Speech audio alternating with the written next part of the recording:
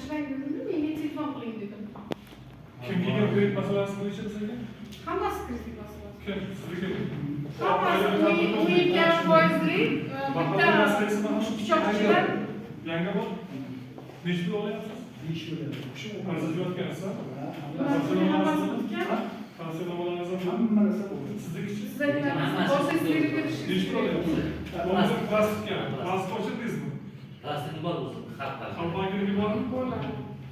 Yana kimniki kredit? Sizlar naqdmi?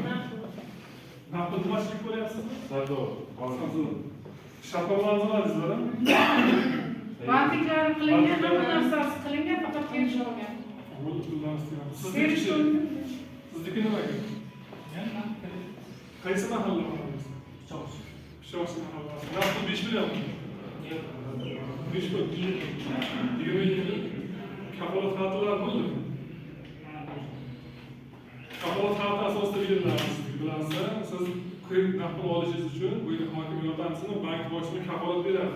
Maqsadli foydalanadi, vaqtida to'laydi, to'lamasa to'lab beraman. Maqsadsiz to'lasa javob beraman. Yana bitta Vaqtida masala. to'lab, maqsadli foydalanadi. Hozir bu yerdan olasizlar, naqd pul olyapsizlar, ko'pchiliklaringiz. Pastiga naqd puldek gap. Borgandan keyin maqsadli ishlatmasangiz, majburiy borgan payti orqasini asosini ko'rsating. Birontalar chorvachilik bo'lsa, erta 2 kundan keyinmi, 4 kundan keyinmi, 7 kundan keyinmi boradida majbur qiladi. O'shanda asosini ko'rsatinglar.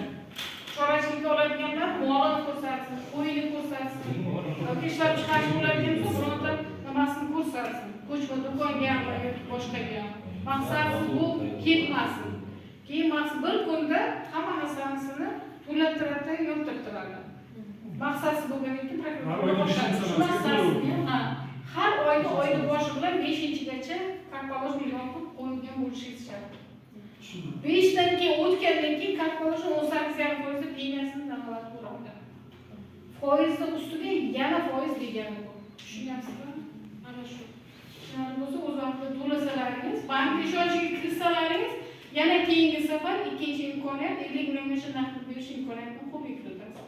Bo'lmasa shu yerda 6-7 yil yotasiz.